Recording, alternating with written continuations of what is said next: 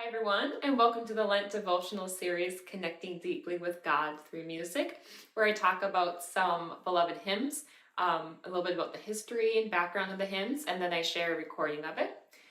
This week I'm talking about Nearer My God to Thee, written by Sarah F. Adams, the text was, and the tune was written by Lowell Mason. The powerful lyrics and emotional melody of Nearer My God to Thee never ceases to move me, a response echoed by many. A cherished song, Nearer My God to Thee, originated from an unlikely source, a feminist woman with a love for the theater. Sarah Fuller Flower Adams was born in 1805 to Benjamin and Eliza Flower. Her father was Benjamin Flower, a controversial writer devoted to political activity and reform. He was an editor for a radical newspaper and was imprisoned for 6 months after criticizing a local bishop. Sarah was strongly influenced by her father and developed both feminist and progressive views. Both Sarah and her sister Eliza received an education at home. After their mother died, their father continued that education and often took Sarah and Eliza with him on travels. Benjamin Flower was a strict Christian and believed in the influence of Bible study and prayer. However, he was extremely tolerant of other religions. Both Sarah and her sister were taught to accept nothing and question everything. Sarah faced a spiritual crisis at the age of 20. In a letter to the minister of her Unitarian church, W.J. Fox, she expressed, quote, "I would give worlds to be a sincere believer, to go to my Bible as I used to, but I cannot," unquote. After her father died in 1829, she suffered a full breakdown and did not write for 4 years. And after her recovery, Sarah began writing again.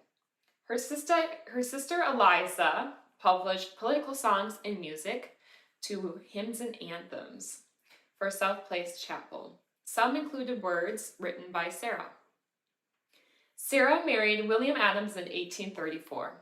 He was an inventor and engineer who also wrote for progressive political causes. Sarah had a love of the theater, and her husband encouraged this passion. She detoured from writing and had a successful brief acting career, but ultimately had to give it up due to poor health. Sarah's pastor in London was William J. Fox, an English Unitarian who fought for women's rights and freedom of press. Nearer My God to Thee was written in response to one of his sermons based on Genesis 28, verses 10 through 22. The Bible story, often called Jacob's Ladder or Jacob's Dream, tells the story of Jacob's experience at Bethel. Jacob found a stone while traveling towards Haran. He put the stone under his head, lay down, and slept. He then dreamed of angels ascending and descending a ladder.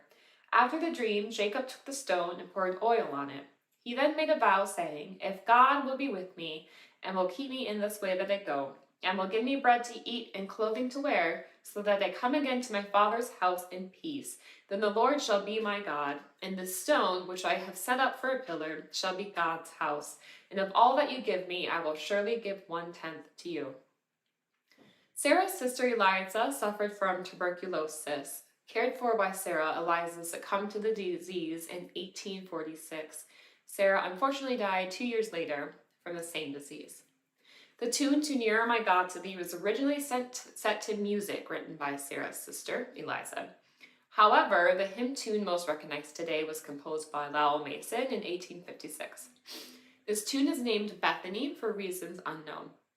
Lowell was a music educator and church musician. Nearer My God to Thee was played as President James Garfield's body was buried in 1881. It was also played upon the announcement of President William McKinley's death. The hymn has been featured in many TV shows and movies. Perhaps most famously, Nearer My God to Thee appeared in the 1997 movie Titanic, played by the onboard musicians as the ship was sinking. Some say this scene mirrored a real-life situation during the actual Titanic sinking of 1912. However, this is not confirmed, and Mason's tune was unlikely to have been played by English musicians since the text was not paired with Bethany in Britain at the time.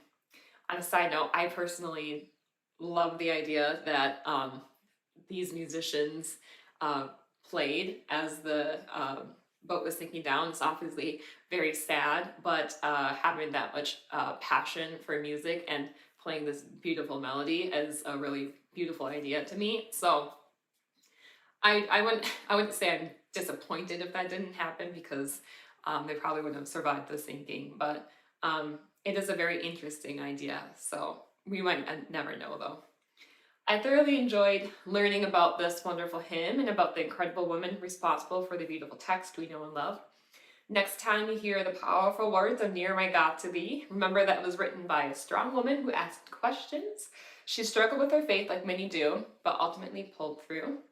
And happy Women's History Month. And here's Near My God to Thee.